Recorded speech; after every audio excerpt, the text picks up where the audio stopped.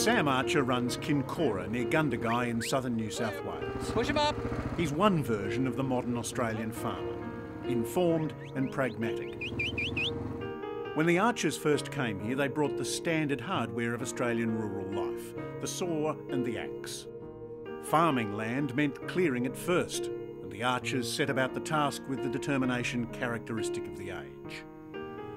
By the time it was Sam Archer's turn to run the place, the priorities seemed a little different, and so his methods differ markedly from his forebears.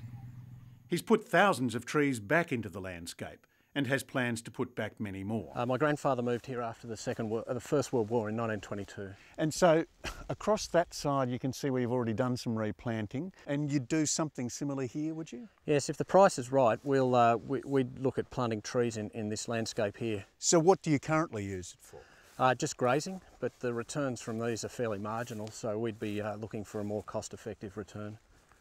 The federal government has a plan which it says will make it easier for Sam Archer and others to plant the trees they want, through a system of carbon credits, where farmers either cut emissions or store extra carbon. The plan before Parliament is called the Carbon Farming Initiative. The idea behind the Carbon Farming Initiative is simple enough. If farmers can show that they've cut their emissions of greenhouse gases or stored extra carbon, they can claim credits, and those credits can be sold to others and used to offset their emissions.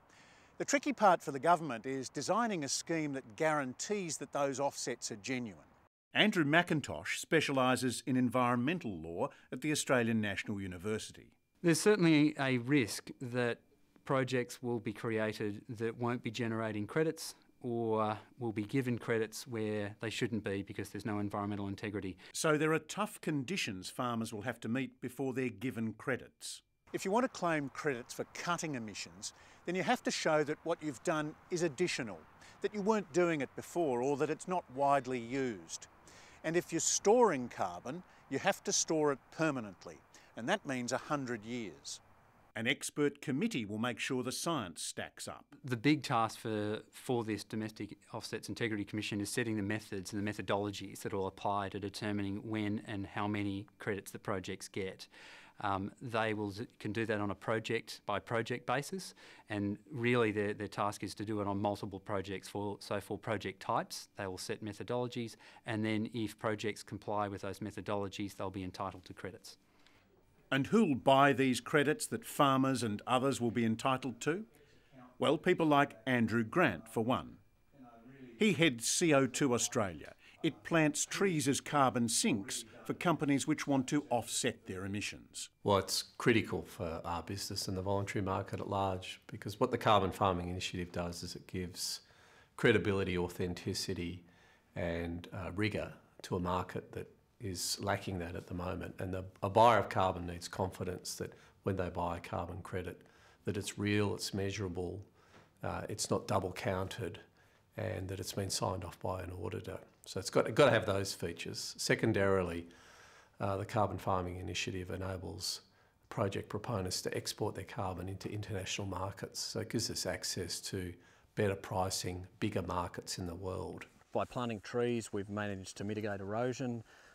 It meant we excluded stock for 3 years, so the native pastures have come back. Tree planting is one carbon storage method that might find favour under the Carbon Farming Initiative.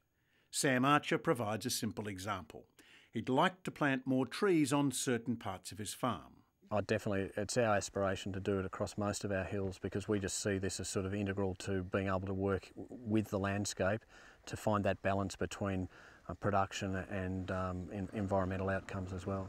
He estimates that running sheep on hill country returns no more than $20 a hectare. But carbon credits could make it worthwhile planting more trees. So, for example, if these trees around us sequester 2 tonnes per annum and I'm paid $25 per tonne, I'm looking at $50 per hectare return here, as opposed to $20 per hectare just under a livestock system. The big unknown is the carbon price.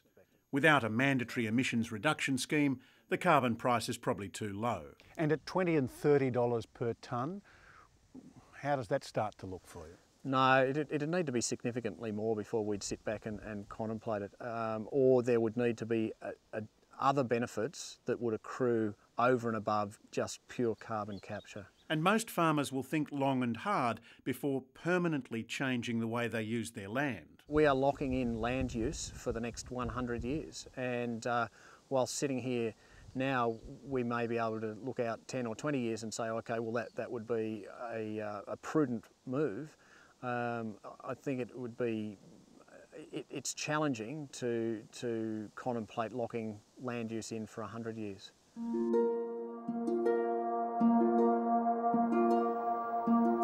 There are other possibilities under the Carbon Farming Initiative where permanence is not an issue.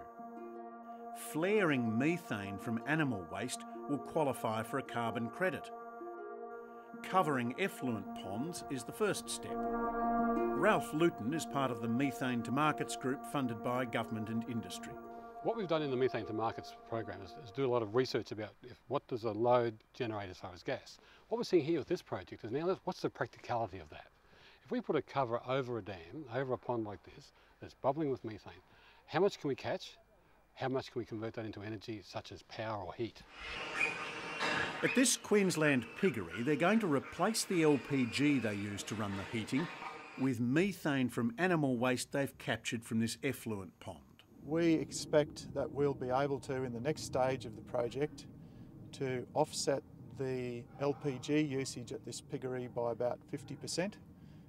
With the sort of system that you see in place here, and that could result in a saving of something like $20,000 a year in terms of LPG usage. That quickly makes business sense to a piggery owner.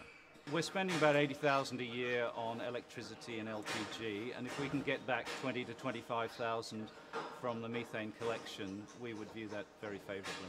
Then throw in carbon credits at $20 a tonne, and the numbers look better still. At the moment, we've worked it out to be about, if it's $20 a tonne, about $3 a finished pig, which is a significant incentive for the producers to do something about it.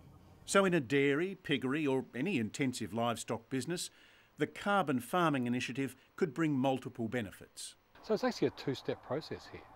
I can save some money by generating my power or my heat by using a waste. And then I can go to the government and say, hang on, you've got a carbon price in place. I've taken 21 times the CO2 effect from methane out of the system. What's my carbon credits for that? And I think that's an important step to realise. Of course, some or all of these benefits might be wiped off if other costs go up because of an emissions reduction scheme. But the Carbon Farming Initiative doesn't force farmers to do anything. No farmers are going to be forced to do anything under this scheme. It's all about voluntary capacity to generate credits.